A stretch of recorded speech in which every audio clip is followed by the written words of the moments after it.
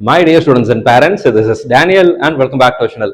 இந்த வீடியோ தமிழகத்தில் உள்ள பிசிக்கலி சேலஞ்ச்டு பர்சனுக்காக பிடபிள்யூடி மாணவர்களுக்கானது. தமிழ்நாடு மெடிக்கல் செலக்ஷன் கமிட்டிலிருந்து மிக முக்கியமான ஒரு அப்டேட் கொடுத்துருக்காங்க ரிலேட்டட் டு பிடபிள்யூடி கேட்டகரி. இந்த வீடியோ உங்களுக்கு ஒரு வேலை பிரயோஜனமா இல்லை அப்படின்னு நீங்க நினைச்சீங்க அப்படின்னா நீங்க தாராளமா இந்த வீடியோ ஸ்கிப் பண்ணிக்கலாம். ஆனா என்னுடைய ஒரே ஒரு ரிக்வஸ்ட், இந்த வீடியோவை உங்களுக்கு தெரிந்த நண்பர்கள் உறவினர்கள் எல்லாத்துக்கும் ஷேர் பண்ணுங்க. இந்த இன்ஃபர்மேஷன் மூலமா ஒரு சில மாணவர்கள் மருத்துவ கலந்தாய்வுல இடங்கள் எடுத்துக்கிறதுக்கு, மெடிக்கல் காலேஜஸ்ல சீட் எடுக்கிறதுக்கு அவங்களுக்கு அது ஈஸியா இருக்கும். நீட்ல குவாலிஃபைங் மார்க் மட்டும்தான் எடுத்திருக்கிறேன், நீட்ல ஜஸ்ட் பாஸ் தான் ஆயிருக்கிறேன் அப்படின்னு சொல்லக்கூடிய மாணவர்களாக இருந்தாலும் கூட, if they are coming under PWD category, அந்த பிசிக்கலி சேலஞ்ச்டு பர்சனா அவங்க இருக்கிறாங்க அப்படின்னா அவங்களுக்கு அரசு மருத்துவக் கல்லூரிகளில் எம்பிபிஎஸ் படிப்பதற்கான வாய்ப்புகள் அப்படிங்கிறது இருக்கு. அதை பத்தி இந்த வீடியோவில் எக்ஸ்பிளைன் பண்றேன். எப்படி பண்ணணும், என்னென்ன விஷயங்கள் இருக்கு, எல்லாத்தையும் கிளியரா எக்ஸ்பிளைன் பண்றேன். ஸோ ஒருவேளை உங்களுக்கு இது பிரயோஜனமா இல்லைன்னு நீங்க நினைச்சா கூட உங்களுடைய ஃப்ரெண்ட் சர்க்கிள், ரிலேட்டிவ் சர்க்கிள் எல்லாத்துக்கும் ஷேர் பண்ணுங்க. எங்காவது யாராவது ஒருத்தருக்கு கட்டாயம் பிரயோஜனமா இருக்கும். வருஷம் அப்படிதான் மாணவர்கள் சேர்ந்துகிட்டு இருக்கிறாங்க. So first Tamil Nadu medical selection கமிட்டியிலிருந்து வந்திருக்கிற நோட்டிஃபிகேஷனை பத்தி பார்த்துடலாம். அதுக்கப்புறம் நம்ம இந்த பிடபிள்யூடி கேட்டகரினா என்ன அண்ட் அதுல என்னென்ன விஷயங்கள் இருக்கு, எப்படிலாம் நம்ம இந்த ப்ராசஸ் நடக்குங்கிறத ஒன் பை ஒன்னா நான் எக்ஸ்பிளைன் பண்றேன். Kind attention to the PWD category students கொடுத்துருக்காங்க பாருங்க. 2026 2027 அந்த பிடிஎஃப் ஓப்பன் பண்ணீங்கன்னா இப்படி ஒரு பிடிஎஃப் இன்னைக்கு ரிலீஸ் பண்ணியிருக்கிற ஒரு பிடிஎஃப் அப்படிங்கிறது வந்திருக்குங்க. இந்த பிடிஎஃப்ல என்ன சொல்றாங்கன்னு சொல்லி கேட்டீங்கன்னா, நமக்கு எல்லாத்துக்கும் தெரியும், ஆல் இண்டியா கோட்டா கவுன்சிலிங்ல இருந்து எம்சிசில இருந்து இப்போ வரைக்கும் பிடபிள்யூடி மாணவர்களுக்கான ஹெல்த் செக்அப்புக்குரிய நோட்டிஃபிகேஷன் இன்னும் கொடுக்கல. அதான் இங்க போற candidates applying under person with benchmark disability PWD category are informed that the MCC or DGHS has not yet opened the portal for assessing functional ability of the candidates through regional medical board. நமக்கு வந்து disability பர்சன்டேஜ்னு ஒன்று உங்களுடைய UDID கார்டில் போட்டிருப்பாங்க. அந்த கார்டில் இருக்கக்கூடிய பர்சன்டேஜும் உங்களுடைய ஆக்சுவல் டிசபிலிட்டி பர்சன்டேஜும் எபிலிட்டி பர்சன்டேஜும் எப்படி மேட்ச் ஆகுது அப்படிங்கிறத வெரிஃபை பண்றதுக்கு பிசிக்கல் ஹெல்த் செக்அப் அப்படிங்கிறது பண்ணுவாங்க. அந்த செக்அப்புக்கு இன்னும் எம்சிசி போர்ட்டலையே இன்னும் ஓப்பன் பண்ணல. அதனால 23ஆம் தேதி தமிழக மருத்துவ கலந்தாய்வுக்குரிய லாஸ்ட் டேட் வர்றது அப்படிங்கிறதுனால நீங்க என்ன பண்ணலாம் அப்படின்னா, இப்போதைக்கு உங்ககிட்ட இருக்கிற டாக்குமெண்ட்டை வச்சு நீங்க சர்டிஃபிகேட் அப்ளிகேஷன் ப்ராசஸை கம்ப்ளீட் பண்ணுங்க, கவுன்சிலிங் ப்ராசஸ்க்கு ரிஜிஸ்டர் பண்ணுங்கன்னு சொல்றாங்க. Candidates R advised to complete their application before 23/7 with a current available document.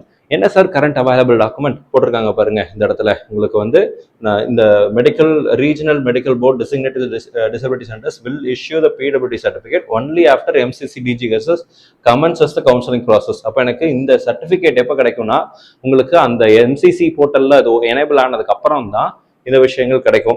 நமக்கு வந்து கோயம்புத்தூர்ல இந்த ரீஜனல் சென்டர் அப்படிங்கிறது இருக்கு, சென்னையில ராஜீவ்காந்தி ஹாஸ்பிட்டல்ல ரீஜனல் சென்டர்ஸ் இருக்கு, இன்னும் சில இடங்கள்லையும் இருக்கு. லிஸ்ட் எல்லாம் வந்ததுக்கு அப்புறம் நான் உங்களுக்கு பதிவு செய்யறேன்.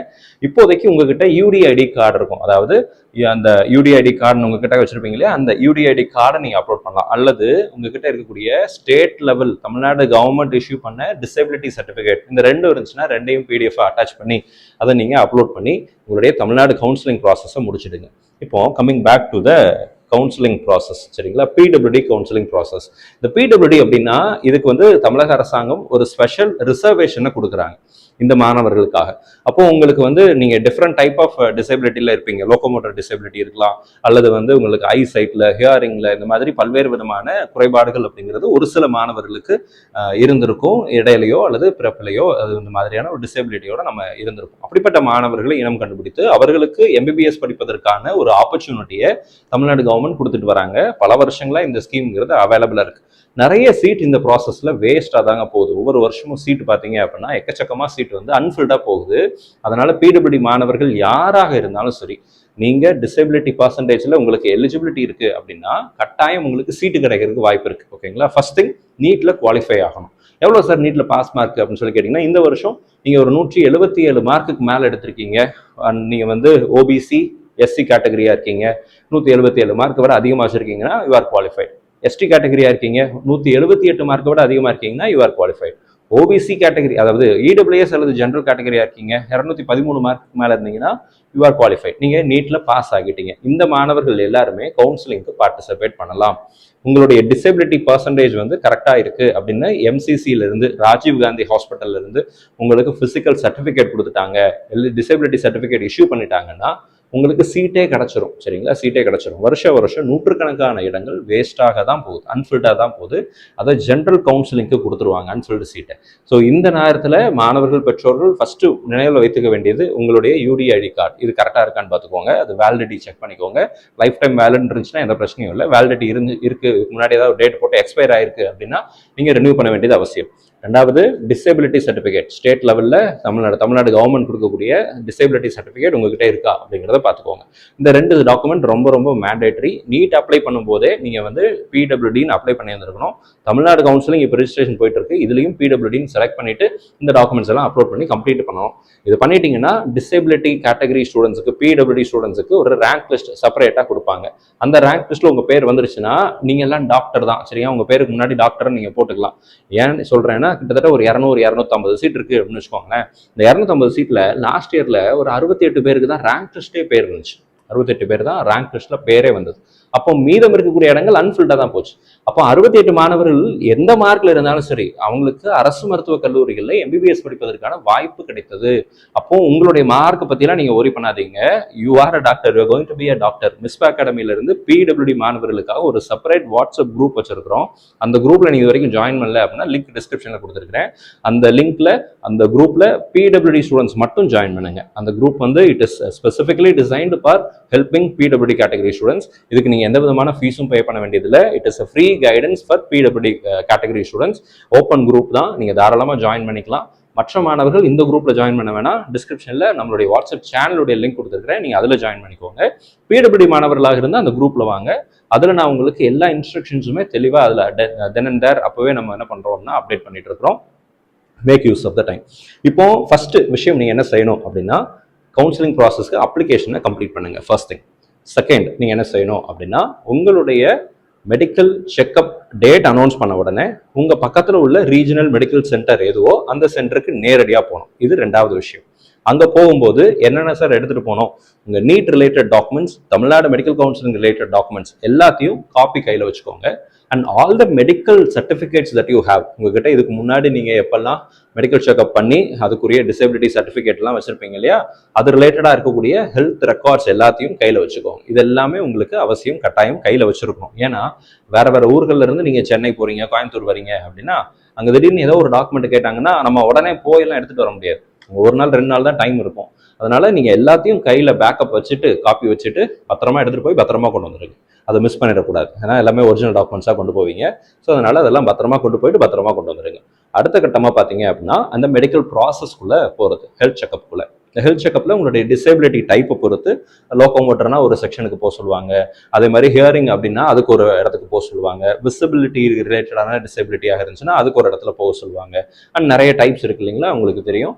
அந்த டிசேபிலிட்டி பேட்டர்ன்ஸ்க்கு எல்லாமே தனித்தனியாக உங்களுக்கு ஹெல்த் செக்அப் அப்படிங்கிறது பண்ணுவாங்க. உங்களுடைய டிசேபிலிட்டியில் 40%, 60%, 50% போட்டிருக்கோம். ஒவ்வொரு டிசேபிலிட்டி டைப்புக்கும் தமிழ்நாடு மெடிக்கல் செலெக்ஷன் கமிட்டி ஒரு ரேஞ்ச் வச்சிருப்பாங்க. அந்த ரேஞ்சுக்குள்ள நீங்க இருக்கீங்க அப்படின்னா டிசேபிலிட்டி சர்டிஃபிகேட் உங்களுக்கு இஷ்யூ பண்ணிடுவாங்க ரீஜனல் ஹெல்த் சென்டர்ல, மெடிக்கல் செக்அப் போற இடத்துல. அந்த சர்டிஃபிகேட்ல நீங்க எலிஜிபிள்னு சொல்லிட்டாங்க, அந்த சர்டிஃபிகேட் உங்களுக்கு கொடுத்துட்டாங்க அப்படின்னா நீங்க தாராளமா அந்த சர்டிஃபிகேட்டை எடுத்துட்டு கவுன்சிலிங் ப்ராசஸ்க்கு நீங்க போகணும். இதுக்கு அடுத்த ஸ்டெப் வந்து கவுன்சிலிங் ப்ராசஸ் தான். இந்த கவுன்சிலிங் எப்படி சார் நடக்கும்னா, ஆஃப்லைன்ல நடக்குங்க. ஆஃப்லைன் அப்படின்னா நேரடியாக நம்ம போகணும். எங்க போகணும்? சென்னையில ஒரு அட்ரஸ் கொடுப்பாங்க. அந்த அட்ரஸ்க்கு சென்னையில கவுன்சிலிங் நடக்கிற இடத்துக்கு போகணும். Offline counselling for special reservation category students. PWD மாணவர்களுக்கு ஆஃப்லைன்ல தான் நடக்க போகுது.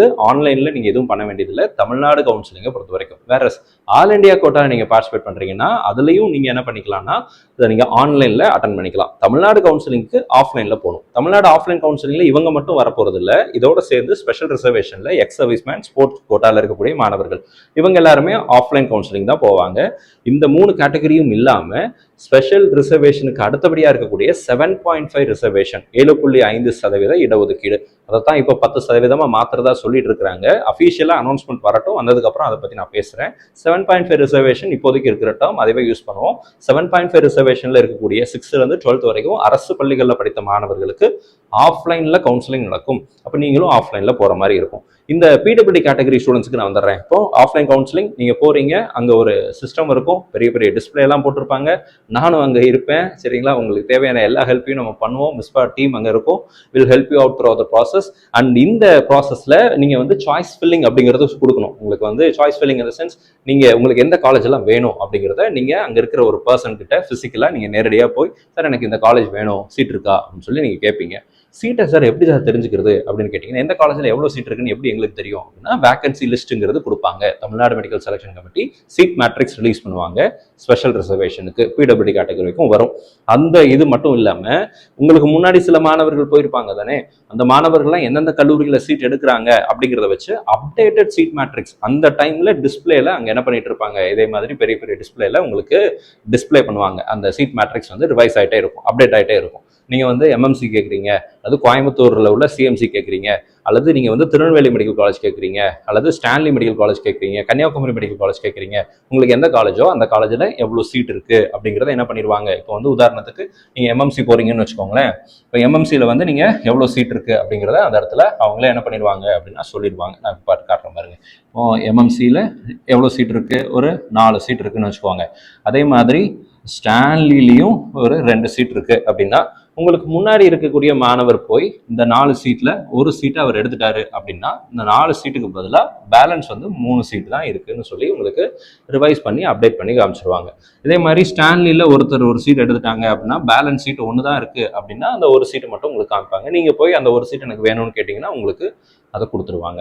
எல்லாமே ரேங்கிங் சிஸ்டம் தான். பிடபிள்யூடிக்கு செப்பரேட் ரேங்க் லிஸ்ட் வரும். சரிங்களா? இந்த பிடபிள்யூடியில் இந்த ரேங்க் லிஸ்ட்ல உங்களுடைய பொசிஷன் எவ்வளவோ அதுக்கு தகுந்த மாதிரி தான் சீட் அலாட்மெண்ட் அப்படிங்கிறது நடக்கும். இதுக்கு தகுந்த மாதிரி தான் உங்களை 1 by 1 உள்ள கூப்பிடுவாங்க. நீங்கள் உள்ளே போகும்போது உங்களுக்கு எந்த காலேஜ் வேணுமோ அந்த காலேஜை சொல்லிக்கலாம். 37 கல்லூரிகளில் நிறைய கல்லூரிகளில் சீட்டுங்கிறது இருக்கும். கிட்டத்தட்ட ஒரு 200 சீட்ஸ் கிட்ட வரும். இந்த வருஷம் சீட் மேட்ரிக்ஸ் வரும்போது அதை பற்றி இன்னொரு வீடியோவும் நான் என்ன பண்ணுறேன் அப்படின்னா பதிவு செய்கிறேன். நீங்கள் பிடபிள்யூடி குரூப்பில் இது வரைக்கும் ஜாயின் பண்ணல அப்படின்னா மறக்காமல் ஜாயின் பண்ணிடுங்க. ஆல் இண்டியா கவுன்சிலிங் பிடபிள்யூடி கேட்டகரிக்குரிய கவுன்சிலிங் ப்ராசஸ், தமிழ்நாடு கவுன்சிலிங்கில் பிடபிள்யூடிக்கான கவுன்சிலிங் ப்ராசஸ் ரெண்டுக்குமே மிஸ்பா அகாடமி சப்போர்ட் பண்ணுவோம். நீங்கள் தாராளமாக அதில் ஜாயின் பண்ணிக்கலாம். நீங்கள் அதுக்கு எந்த விதமான ஃபீஸும் பே பண்ண வேண்டிய அவசியம் அப்படிங்கிறது கிடையாது. எல்லா இன்ஃபர்மேஷனும் நம்ம உங்களுக்கு ஷேர் பண்ணுறோம். இந்த வீடியோவை உங்களுக்கு தெரிந்த பிடபிள்யூடி மாணவர்கள் யாராவது இருந்தாங்க அப்படின்னா அவங்களுக்கு தயவு செய்து அனுப்பிச்சு கொடுத்துருங்க. இதை பார்த்துட்டு ஒவ்வொரு வருஷமும் கவுன்சிலிங் முடிஞ்சதுக்கப்புறம், சார் இப்படி ஒரு சீட் இருக்குன்னு எனக்கு தெரியாமல் போயிடுச்சு சார், தெரிஞ்சுட்டு தான் என் பையனை நான் சேர்த்து விட்டுருப்பேனே, என் பொண்ணை நான் சேர்த்து விட்டுருப்பேனே அப்படின்னு சொல்லக்கூடிய நிறைய மாணவர்களை பெற்றோர்களை வருஷம் பார்த்துட்டு தான் வரும். நீங்கள் 2025 சீட்டு கிடைத்த மாணவர்களில் சில பேர் 2024 அந்த ஆப்பர்ச்சுனிட்டியை மிஸ் பண்ணிட்டு கிடைச்சவங்க தான். எனக்கு பர்சனலாக நிறைய மாணவர்களை தெரியும். எஸ்பெஷலி இந்த பிடபிள்யூடி கேட்டகரியில் நிறைய மாணவர்கள் பெற்றோர்கள் நம்ம நேரடியாக அவங்க கூட பேசுகிறோம், அவங்களுக்காக அடிஷ்னலாக கூகுள் மீட்ஸ்லாம் கண்டக்ட் பண்ணுறோம். அப்படிங்கிறதுனால நிறைய பேரை பார்த்துருக்குறோம், நேரடியாக பார்த்துட்டு இருக்கிறோம். வருஷம் அவங்கள மீட் பண்ணுறோம்.